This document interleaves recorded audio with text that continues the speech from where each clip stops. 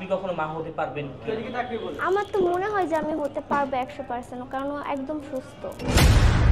আসলে কি ও বাবা হওয়ার যোগ্যতা রাখে? না, তোমার কি মনে হয়? আমার মনে হয় না যে বাবা হওয়ার যোগ্যতা রাখে, আর কখনো বাবা হতে পারবেও না।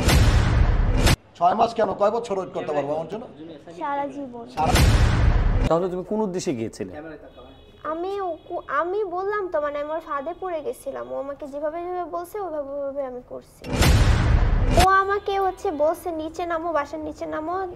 আসলে কি, প্রথম যখন ও আমাকে নিয়ে বিয়ে করছিল, মানে ফেক একটা কাবিন বানাইছিল, তখন ওর কাছে কোনো টাকা ছিল না।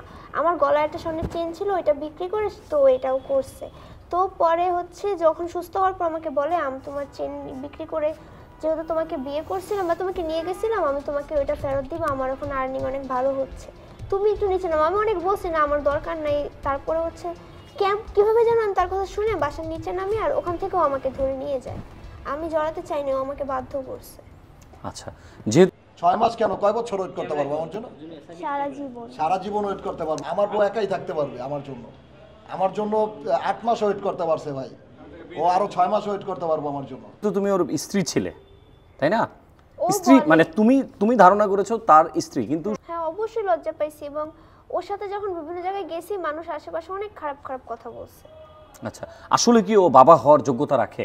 তোমার কি মনে হয়? আমার মনে হয় না যে বাবা হওয়ার যোগ্যতা রাখে, আর কখনো বাবা হতে পারবেও না। ও মানুষটাই মিথ্যা। ও আমাকে বিয়ে না করে সবার সামনে বলছে যে ও বিয়ে করছে, তাহলে বুঝেন।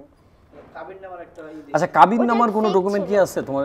আমরা একটা সোশ্যাল মিডিয়াতে ওর কাছে দেখেছি। একটা ভুয়া কাবিন আছে, যেটা আসল জায়গায় নাই। এটাও বানানো কাবিন। আচ্ছা, এখন তুমি কি করতে চাও? তোমার চিন্তা ভাবনা কি এই ব্যাপারে? আমার চিন্তা ভাবনা আমি যেহেতু ওর কাছ থেকে নিজের ইচ্ছায় চলে আসছি, আমার আম্মু আমাকে নিয়ে আসেন, আমি নিজের ইচ্ছায় চলে আসছি। আমি আর কখনো ওর কাছে যাব না। আমি আমার মতন থাকবো, আর ওর মতন। কিন্তু মানুষ কমেন্টস করে বলতেছে আমি নাকি ভাইরাল হওয়ার জন্য করতেছি। ডেফিনেটলি আমিও তোমাকে বলছি ভাইরাল না হলে তুমি ওর বিচারটা তো চাইবে। আচ্ছা, আমি বলি আপনাকে, আমার যদি ভাইরাল হওয়ার ইচ্ছা থাকতো, আমার অন্য অনেক রাস্তা ছিল। ওর মতো খারাপ মানুষের সাথে তো আমার ভাইরাল হওয়ার দরকার নেই। তাহলে তুমি কোন উদ্দেশ্যে গিয়েছিলে? আমি বললাম তো, মানে আমার ফাঁদে পড়ে গেছিলাম। ও আমাকে যেভাবে বলছে ওইভাবে আমি করছি। কি হয় যেন ও কোনো মেয়ের সাথে এরকম না করে। তখন আমার যখন জেল খাটায় নিয়ে আসছে, আমার একটা জিদ ছিল যে ও যা করবে তাই আমি ছেড়ে দিব। ও বাইদানি অবস্থায় থাকলে ওই বাইদানি অবস্থায় আমি ভিডিও করে ছেড়ে দিছি। দাঁত মাস্তাস ওই অবস্থায় আমি ভিডিও করে ছেড়ে দিছি। আর আমার মা বাবা ভাই বোন সবাইকে কিন্তু, আমার দাদি দাদা সবাইকে কিন্তু দেখছে মিডিয়ার মানুষ।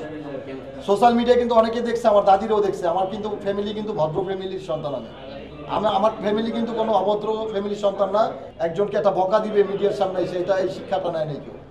ইভেন আমিও কিন্তু আজ পর্যন্ত কাউরে বকা দিইনি। আপনি কখনো মা হতে পারবেন? আমার তো মনে হয় যে আমি হতে পারবো 100%, কারণ ও একদম সুস্থ। একদম সুস্থ। হ্যাঁ।